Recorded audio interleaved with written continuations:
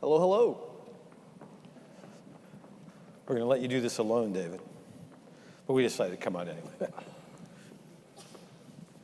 Last panel of the day. Some tired looking faces out there. Great. Well, thanks everyone for sticking around. This is fantastic. Personally, really excited for this panel and two really great panelists. I'll let them introduce themselves in a minute. My name is Josh Rosenblatt. I'm co-chair of the blockchain and digital currency practice at Frost Brown Todd. Part of what we do includes a lot of ICOs, and so excited to be up here talking about it. We've got Tim Enneking and David Bailey as well, and I'll let the two of you sort of tell us about yourselves briefly.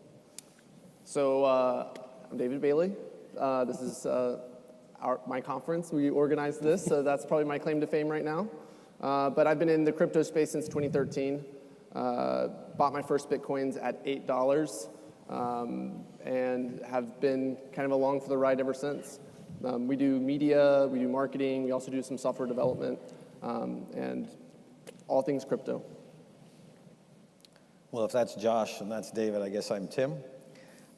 My claim to fame is running the first cryptocurrency fund in history, which is called, cleverly, the Bitcoin Fund. Then I decided running an index fund wasn't all that much fun, so I started the first regulated trading fund in history, which is based in the Cayman Islands. Then I moved back to the US and discovered it was actually very hard to run an offshore fund from onshore. So I shut it down and recently launched the crypto asset fund, hence crypto asset management, which, as far as I know, is the first regulated crypto trading fund in the US. And to just brag on Tim, I did this morning, not Tim Veresu, but the Bitcoin Fund, best performing hedge fund of all time. So you make more than 5,000%. But let me put the footnote then. It was an index fund, so it wasn't my brilliant management. I emphasize that. That's great. So before we get into the questions, I'm really curious. We've had a lot of wide-ranging conversations today. Who in the audience has invested in cryptos like Bitcoin or Ether? That's impressive. I think a lot different from last year. Wow. All right, who's invested in an ICO? All right, about half. And who has invested in an ICO in a pre-sale? About a quarter or less. All right, I think that's really helpful. Someone out there is being paid in tokens by the squeak. Yeah. Oh, and one last question. Who's launching an ICO in the room? Oh, look at that proud hand go up right there. Yeah. About 2/3 of the room. So to start off with, why don't you tell us a little bit about your thoughts on the ICO market generally, where it is today? So I guess I'll start for us.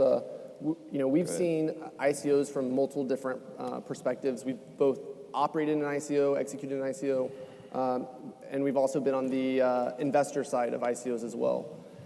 So we have seen these through many different lenses. Overall, I think that there really is a new paradigm emerging of a decentralized, peer-to-peer, global stock market that's really forming. And as time has gone on, we've seen new ICOs that are coming to the market look more and more like securities. And so I think that trend's going to continue, and I don't think it'll be long before you can buy derivatives, or you can buy tokenized REITs, or things that look very much like traditional investments, but are backed by a token that's liquid, that's tradable peer-to-peer. So I think there's a lot more projects coming. As you saw from all the hands in the room, people are attracted to this fundraising mechanism, and people are raising very large sums of money in very short amounts of time. So obviously that's alluring. On the investor side, we're seeing more and more institutional funds launched. There was an announcement today about a $1.5 billion fund that's going to be investing into crypto infrastructure companies that support this kind of ICO boom. But I think there's over, Tim, you might know better, but over 100 crypto funds that are out there right now. And I see more and more of those coming to the market because institutional investors are kind of scratching their head about what vehicle do we have for our capital to be invested in this.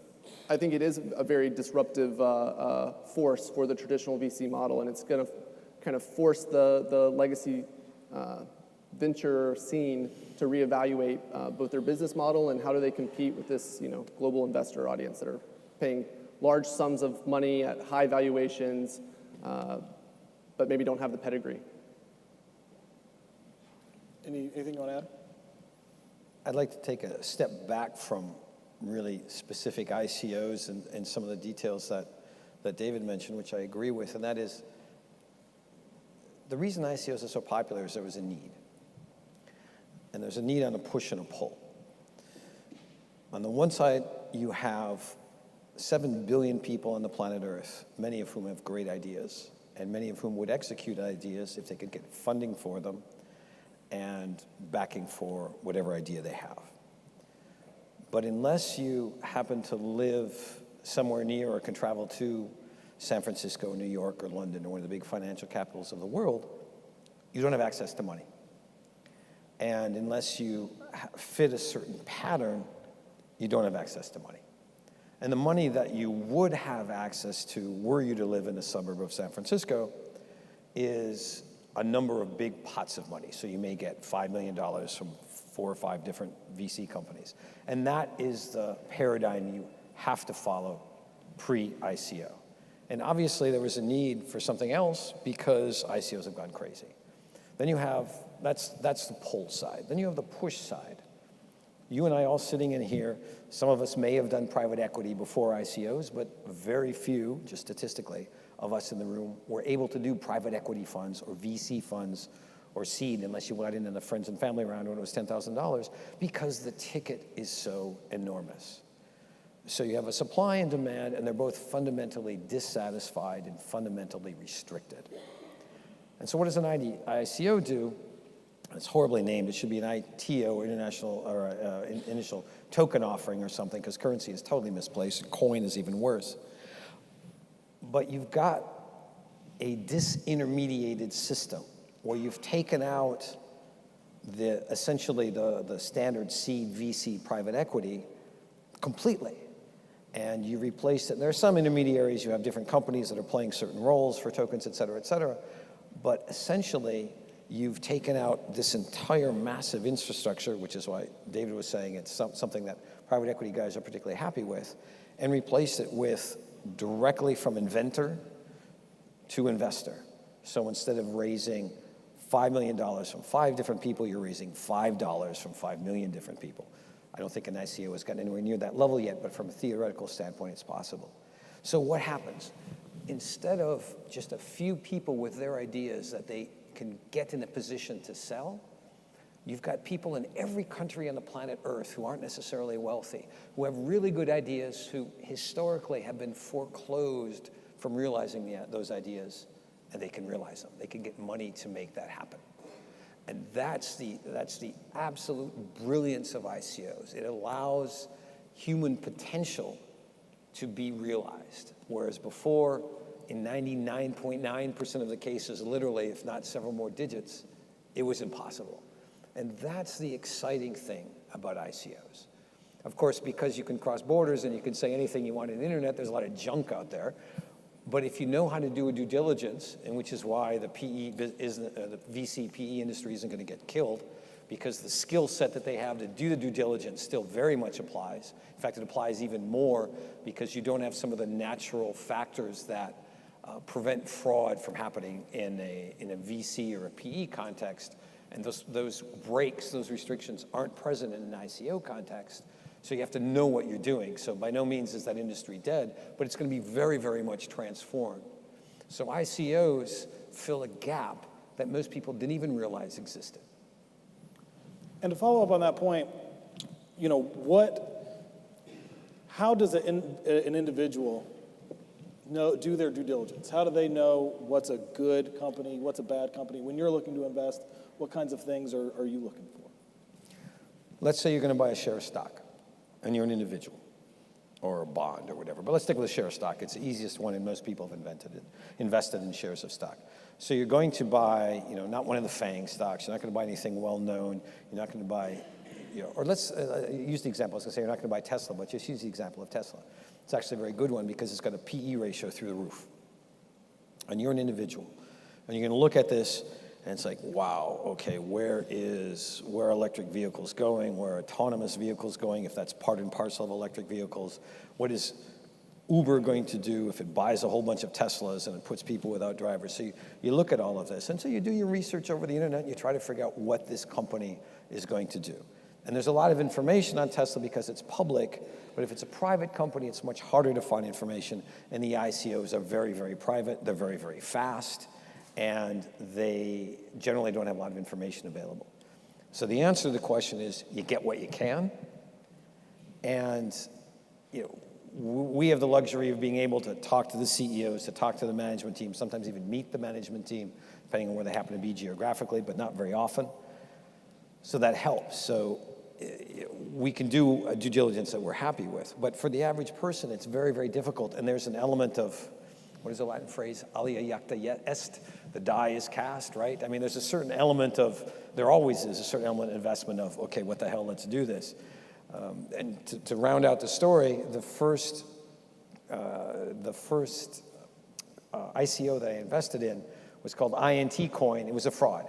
I put in a grand total of 1 Bitcoin, and I lost my 1 Bitcoin, and everybody disappeared, and I got 5,000 emails saying, did you lose your money too? They all wanted to feel better if I lost. That means it wasn't so bad for them. And so it was a fraud. So I lost money on that. Best thing to ever happen to me, because I realized that I had to do 10 times more due diligence because the natural regulatory framework, the natural breaks, the natural limitations were not there. Anyone could say anything they want about an ICO. So dig what you can, do what you can, and one of the best ways, very frankly, is co-invest with somebody, either formally or informally. You hear, what's her name? Ivanka Trump is investing? Don't invest in that ICO. If you hear Tim Draper is investing, that might be an ICO worth considering. So you put faith in other people who invest, and you're investing alongside them, literally, right? Mayweather is investing. I'll leave that up to you to decide whether that's good or bad. Sorry, go ahead. Well, I won't add much, but I really look for two things, maybe three things. One, is the project open source? I'm not an extremely technical person. There are a lot of genius developers that work in this industry, and so if the code base is open source, then that means that there's been a lot of eyeballs that have been able to review the code and know whether what the claims they're making are valid or not valid. If the project's not open source, you can't have that kind of crowdsourced diligence on the technology side. Number two, I look for how much collateral does the project have. And by collateral, there's no free lunch. So really, when people do ICOs, what they're backing their ICO with is reputation. So who is the team? Does the team have a track record? Does the team have experience operating and executing successful companies? And do they have something to lose professionally or reputationally by the project not being successful? I mean, the reality is that projects, even Ethereum as an example, can iterate and pivot over and over and over and over and over again until what they're trying to build works. So what you need to do is just have confidence that the team will do that iterative process or do what it takes to get where they need to go. Almost a guaranteed, no ICO, no crypto project has ever unfolded exactly like their white paper laid out. It's like writing a business plan when you're starting a business and thinking that it's going to follow your business plan, exactly. And then number three, the terms of the deal. Because all of these investments are risk-reward trade-offs. And so you have to say, is this project priced appropriately? And is the risk I'm taking commensurate with the upside I see in the project? And so I can be very spooked by projects that are raising uncapped sums of money or raising $300 million plus for their crowd sale because they've really soaked up a lot of the demand for the project, and they've priced so high, it's like, where do they go from here? They have to give so much traction, they have to deliver so much to the market before there's any kind of real community or demand behind it. So I'm typically looking at projects that have smaller market caps, that have teams with great reputation that they're putting behind it, that I think there's a good trade-off there. Let me throw one other thought, building very much on what David just said. And I used to talk a lot about execution skills and this, that, and the other thing. And finally, I'm stealing this from somebody, I don't know who it is, but a wonderful, very pithy, very effective phrase. I would rather have a B-level idea and an A-level team than a B-level team and an A-level idea. Which, the only thing that matters, brilliant ideas are a dime a dozen. I don't care what anybody says. What matters is execution.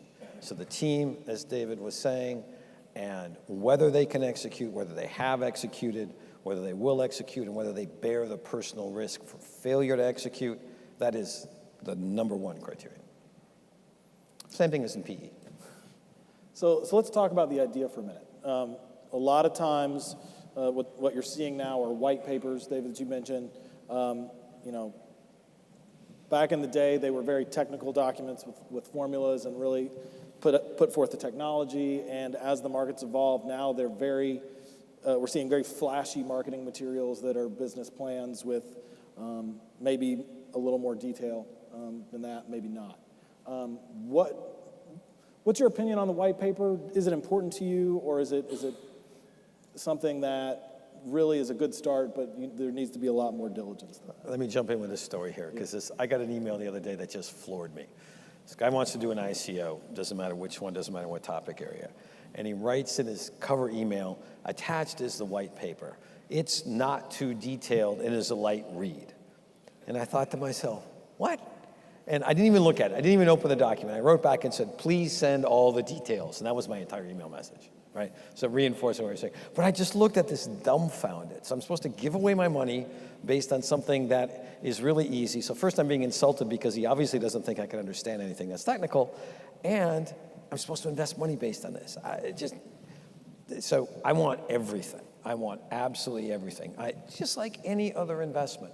One of the points I make constantly is take the experience, the wisdom, and the knowledge you have from the fiat world and apply all of it to the crypto world. You may have to be creative in terms of how you apply it. It may have to be a little bit out of the box, but people be people, right? Psychology hasn't changed. It's all the same. So the same criteria, if you listen to what David said, those 3 points, they apply to seed, to VC, to PE, and in one format, even to a post-IPO company in the fiat world. It all applies. Everything absolutely applies. So I want to know as much as they know. I want to know more than they know. I want to interview them. I want to know, where it's going to come from. I want the capital stack. I want who's ready. I want to talk to the program. I want absolutely everything, soup to nuts. I'll ask them so many questions. They'll have to say, I'll get back to you because we don't know yet.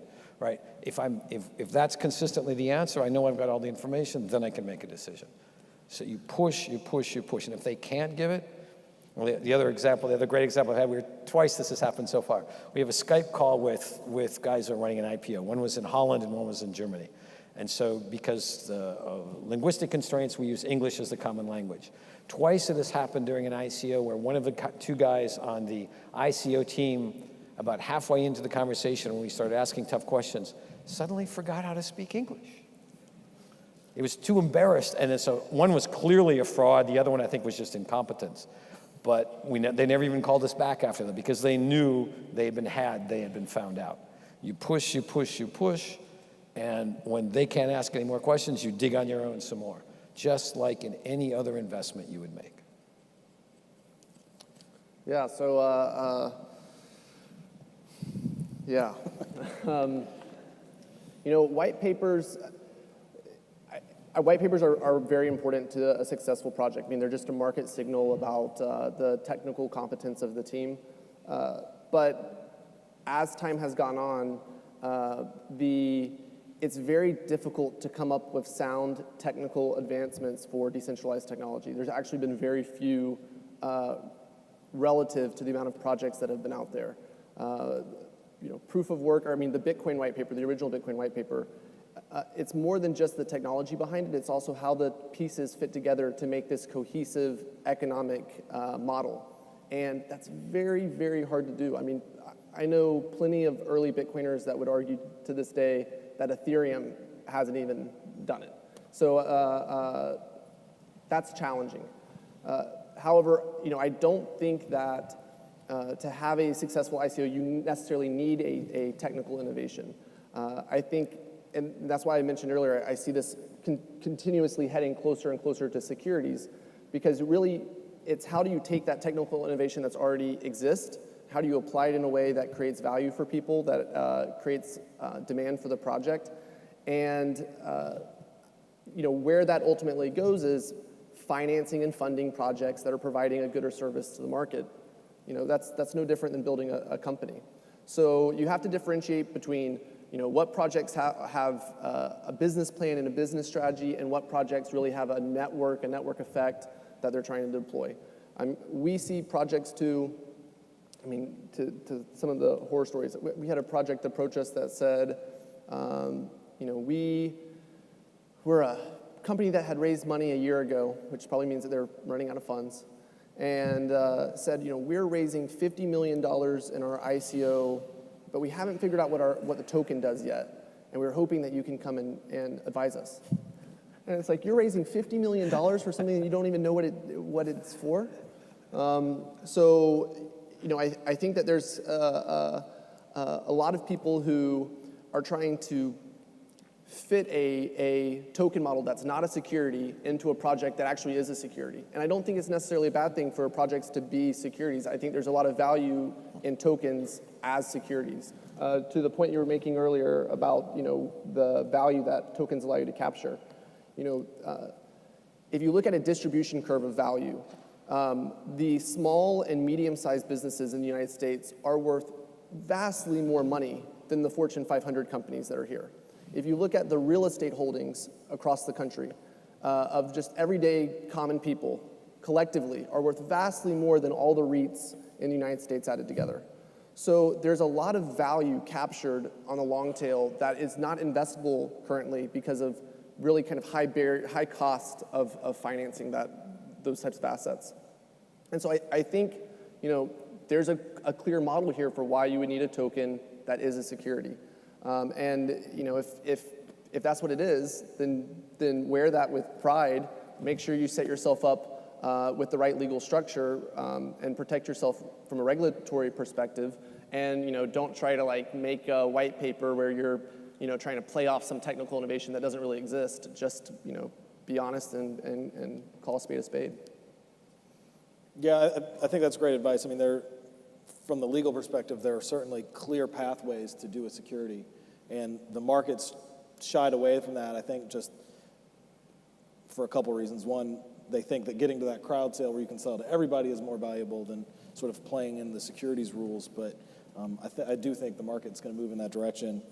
Let's talk about kind of where we think the market's going for a minute. Are there any trends that you're seeing that are best practices that you think some of the ICOs in the crowd, for example, may want to follow? So in terms of where the market's going, I think in all ICOs, I remember the first ICO, it was Mastercoin in 2013.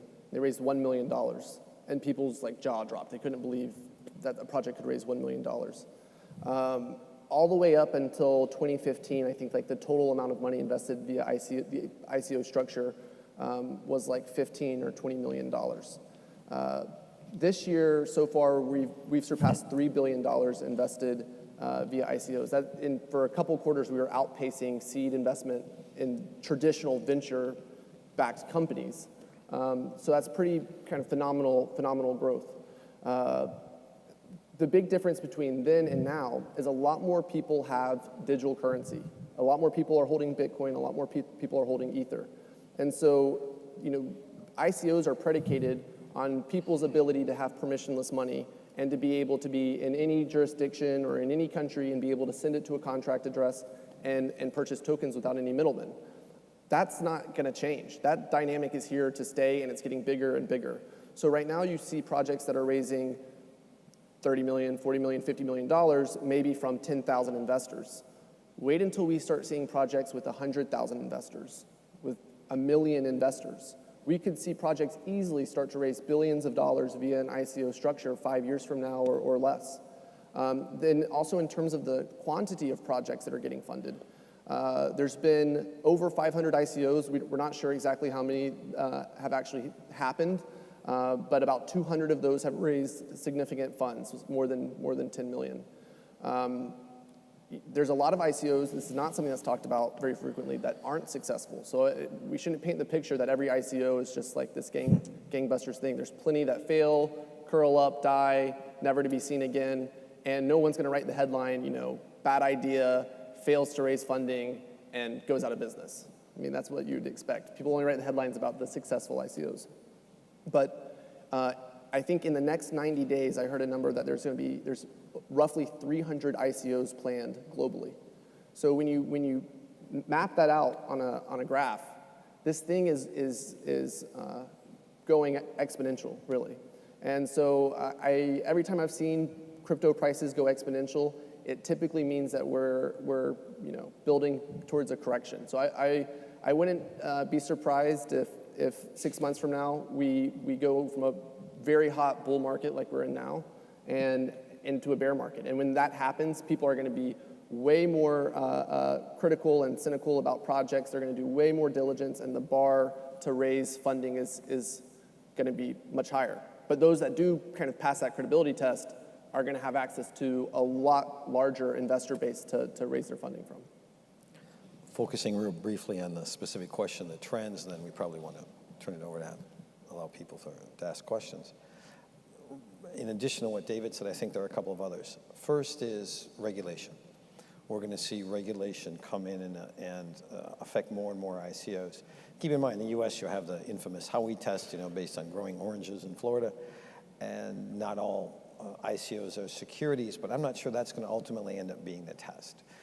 And regulation isn't a bad thing. I mean, the reason you have so-called blue sky laws in every state in the United States is because in the late 19th and early 20th century, when people were peddling shares in companies, they were peddling shares in companies that had absolutely nothing behind them, so selling shares in blue sky, hence the name.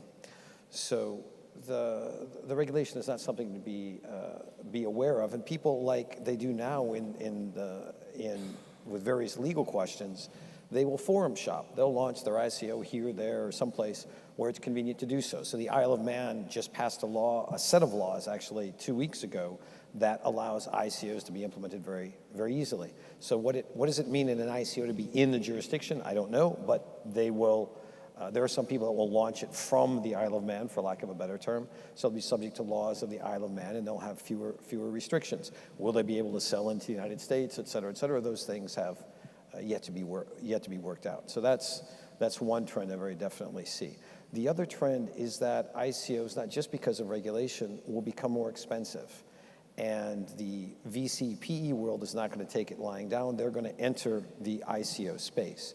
So what you'll see is a bit of a convergence that's a hybrid between how VCs and PE folks work now and how ICOs go. Because with all these ICOs, and I agree with your numbers, David, how many people have ICO experience? There are very, very few. Instruction them. I mean, I'm sure you're on the board or advisory board of ICO companies. I am as well. And we go through this whole process. But okay, there have been 500, there are going to be 300. That means there have been 800 ICOs on the planet Earth. That's not a lot of guys who understand the technical pieces of it, the marketing piece of it, the structural piece of it, the legal piece of it, managing all of that, which is probably the single biggest issue in terms of execution. So you're going to see a bit of a convergence, and we'll end up with a very constructive hybrid, where it's not just a few select people investing into a few select projects, but there's something that will have some intermediaries to it because there is some value to be added, but it will be much more disintermediated than it is now. So you'll still have lots of small investors that can go in. You'll still have lots of people with great ideas that aren't in a financial capital on the planet. They'll still be able to invest, but it'll be a little bit closer, a little bit more in the direction of a standard PE VC model, and you're seeing that now. There's an ICO we're doing, started today. It has a 2-week private pre-ICO period, a 2-week public pre-ICO period, then the ICO, then the launch.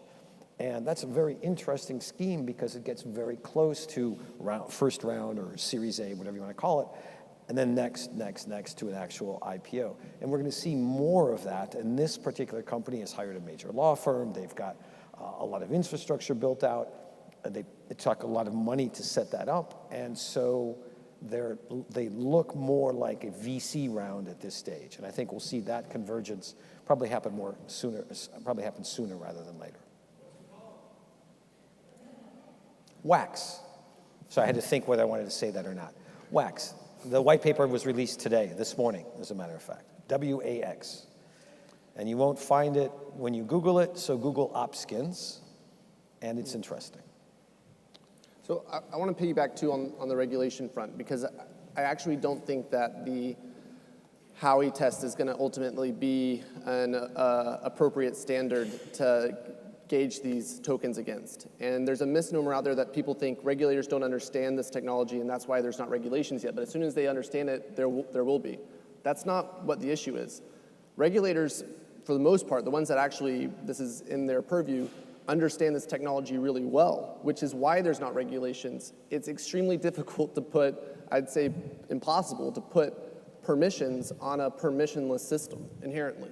And so when you start asking questions like, who is the custodian when in a multi-signature setup where no one really has control of the funds? All right, well that's not something that is fits within our existing regulatory framework, and there's really not an easy or clear answer to that. So I think it's very, very challenging to kind of conform crypto to our existing framework. And so I think ultimately what will happen is something akin to what happened with Bitcoin. If Bitcoin could have been banned and shut down, they would have done it in 2010. It's that Bitcoin couldn't be shut down, and so therefore they had to provide some lanes that it could operate in within the United States that weren't so odious that it pushed all the activities overseas and kind of shut the United States out from having any influence. There was plenty of centralized currencies that came before Bitcoin that the government had shut down. So ICOs are the same. No one's giving these things permission to run. They're going to continue to run and operate. And if you create super odious securities laws that they have to comply with, people are just going to set up shop in Singapore, Switzerland, or Isle of Man, or wherever, and they're going to service the exact same customer base because it's pretty trivial to download a VPN, change your IP address, and invest into these projects. Yeah, and I'll make one comment on that, but first, if there are questions from the audience, I think we have a microphone. So raise your hand and we'll get the microphone over to you. But on that point, I will say that the U.S. has made it very clear that if your coin is touching U.S. citizens, you're subject to U.S. laws. And what's really interesting is, in a traditional VC sense, really all you need to worry about is the equity side, right? But when you're launching a token, you've got to be thinking about, okay, the equity side, the commodity side, the Bank Secrecy Act side, tax implications. It's a much more nuanced and leveled analysis, and that's, I think, where the market's going to start going, or at least that's sort of the trend that we're seeing. Spoken like a true attorney. It's true. Any questions from the audience? We've got about 5 minutes left. There's a microphone right there. As we're waiting for this question, I'd also point out there's a difference between the offering, which is what the actual token project is making available to the public, and then what happens on the secondary market when those investors, maybe I'm an accredited U.S. investor and there was a legal framework in which I participated in this project, but now I can go onto a secondary market and sell my security, and if that exchange is in Malta or if that exchange is wherever it is in the world, now U.S. investors can touch my project, and the project itself has no control over who those individuals are. So I mean, it's even if the project wants to do everything by the book, how can you control who holds your token when anyone can transfer it peer-to-peer? Actually, real briefly, there are a lot of exchanges that won't let U.S. citizens even open accounts with them because of FATCA and other reporting requirements. So being a U.S. citizen has some really substantive restrictions. We haven't gotten there yet in ICOs, but we will. Good question. Hi, my name is Alex Rosen. I'm with IT People Corporation. So I'm a conservative investor myself, so I haven't jumped into the ICO world, just been reading a little bit about it. But for work, I focus on permission blockchains. So I'm curious to know if you think that some of the models that have evolved in this ICO world might help us in the permission blockchain space as we kind of bring together consortiums that share ownership across existing corporations and then maybe eventually invite the public to participate in what has been established as in this permission world. First of all, I have to say you're the only human being I've ever met who at work does blockchain crypto stuff and his personal life doesn't do blockchain crypto stuff. I met 1,000 people where it's the other way, but you're the first one that's done that. The second observation, if David will permit me to answer it, is something related to what I understood was discussed earlier today and perhaps yesterday, and that was something called a private blockchain. I don't think I have ever heard a term more oxymoronic than private blockchain, okay? Because a blockchain is a public ledger. So we're talking about a private public ledger. Maybe it's my lack of brain cells, but I just don't understand that concept. So if by permission blockchain you mean something that is totally excluded but for a group of people that have decided to share access and someone's controlling that access, I think that's a distortion of the term blockchain. What you've set up is a database for limited access, and that's it. So to have something be a blockchain, right? It's a public ledger. Sure, you can control certain aspects of access to it or encryption on it and a bunch of other things. But the moment you cut that off from being publicly accessed, it's a legitimate form of technology. There's absolutely nothing wrong with it.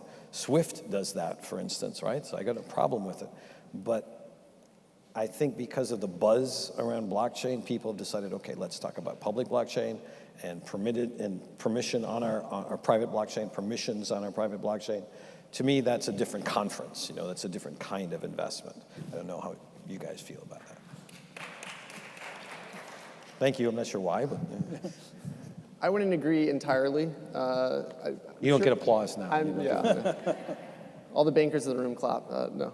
So the internet analogy, I'm sure you've heard many times. Do you not buy that?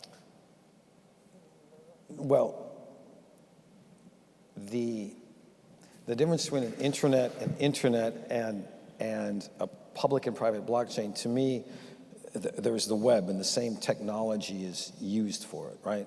And the intranet is placed on the intranet is placed on the internet as a general rule. It's very rarely separate architecture, right? And you could, I suppose, use the same argument here, but to me, the architecture is the public blockchain. So if you're going to put a piece of the ether backbone that you're going to have access controlled, absolutely no problem, right? That's absolutely no problem. But when you talk about a private blockchain where the entire thing, including the backbone, is separate, that to me is a whole different kind of technology. Does that make sense? Yeah. Well, so I do see a value in a database that has some sort of permissioned access, that there is no central administrator who can change the rules. So within a subset of companies or a subset of people that it could be, what you define as public, I guess, is up for interpretation. Is public my company and the 200 companies that we work with, or is public everyone in the world, every grandma and kid out there? I like that nuance. The nuance is it's centrally controlled. And I guess I would accept that. If it's a group of companies where it's not centrally controlled and there's information that's shared, that I would call a blockchain. I would agree with that. That's actually a good point. But the moment the moment it's centrally controlled, you have SWIFT. Right? Or any number of other, what your bank does when you access your bank account, it's the same thing. So to me, again, it's a perfectly legitimate technology. It's technology we need, but it's something else. But I like the central control add-on to that. That's very good. I'm sorry, sir. I don't know whether that addressed your issue or not. Well, so I think the question was about tokens for a private network. And so potentially, depending on, it's hard to give an easy answer, but no specifics. Depending on the circumstances, it might make sense to use a token as a cheap and network paid for accounting mechanism. If there's a lot of transactions happening, if there's kind of a lot of sophistication to who owns what when, it could make sense to use tokens to basically just take care of the accounting mechanism. I think we've got, oh, sorry. Go ahead, and then we've got time for one more question. I can sort of imagine going from that private token used for accounting, now that it's in place, to sort of, creating a initial offering that brings dollars into the network that was initially totally private network. So but it sounds like nobody else is thinking about that yet. Yeah, just to wrap that up, I don't think there would be a ready market for that, a broad market for that, and I think you need that to enter this technological sector. One last question, anybody? Hi, I'm Rakesh, and I just have a quick question. So one advantage of having ICO is that you can have a large pool of members who will have vested interest in being also the customer of your application, product, or service. So you have some jump start market for your domain that you are trying, or problem you're trying to solve. So what are the methods in which you would preserve the value of the token in the long run, other than just having token as a mechanism to in the market to buy your application or product or good? Well, first of all, the percentage of people that invest in an ICO is minuscule compared to the addressable market of any decent ICO. So I'm not sure that's really much of a relevant criterion. They may socialize that, and you may get some sort of multiplier to that, but it's really not all that significant. What's more important is the answer to your second point, which is how do you ensure the long-term valuation? And it's like in any other thing, you deliver, you execute. And I just had a conversation with a fellow member of an advisory board of an ICO company that's in the process of its public pre-sale now. And one of the things we were discussing was MVP. What is the minimum viable product and when is it going to be released? And it's ready now because these guys had something. So as soon as the pre-sale is open or is completed, they're going to launch the MVP, and then they're going to list the token on an exchange. So it's the same basic fundamentals you have to deliver. So incentivizing your customers and having a token for your investors are not necessarily mutually exclusive ideas. You could have an ICO, sell some subset of the tokens in order to be able to fund the project, sit on a large set of the tokens to then reward out to your initial users. And we've seen that model used by several people. I think 21, which has a messaging application, is doing something like that right now.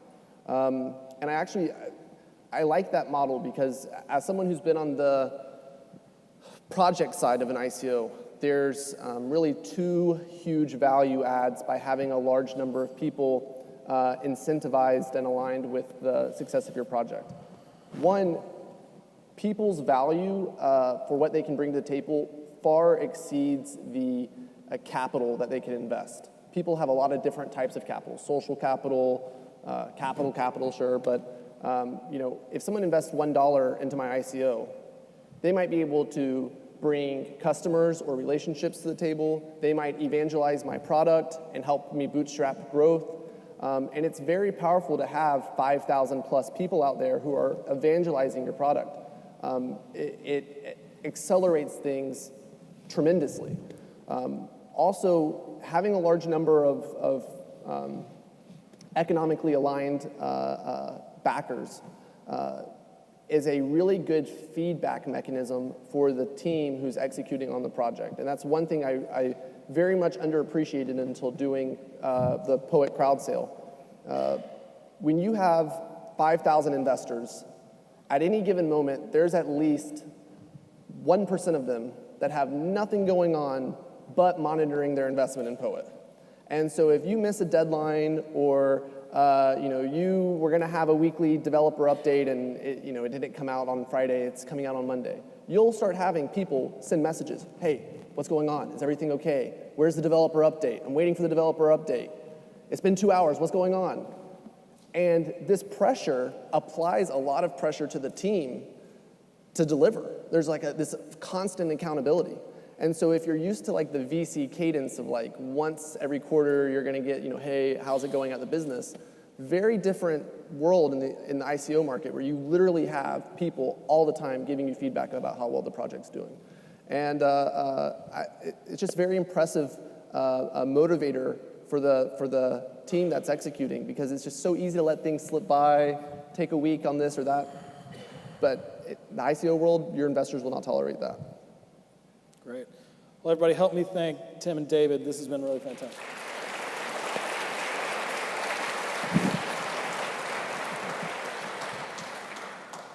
So that covers us for the event. But I had a couple things I wanted to say before everyone heads out of here. First off, thank all of you for attending the second Distributed Health. It really has been incredible to see how much change has occurred since we held this event last year.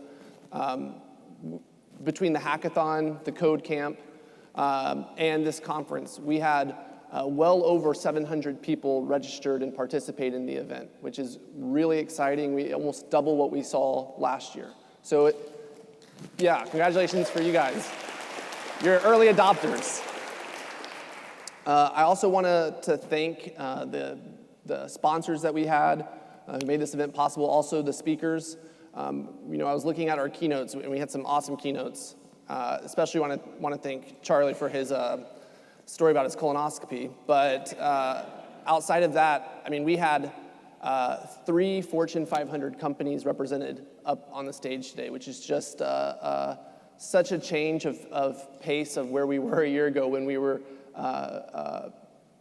unbelievably thankful for Humana to just be willing to talk about blockchain. And now we have companies that are actually doing stuff with it. So that's very cool. And again, thank you to Change, to Aetna, to Intel, and also to Tieto. I also want to give a shout out to another organization that's really leading the way and turning heads, which is the CDC, and the project that they're doing that's actually bringing some social good to the world, powered by blockchain. So give a thank you to Jim for sharing that with us, and super excited to see where that goes. And then last and most important, we have a cocktail reception that's happening immediately after this for the next hour or so out here in the garden. So please join us, mingle, trade business cards if you have any left. And thank you for coming to Nashville. I look forward to seeing you next year.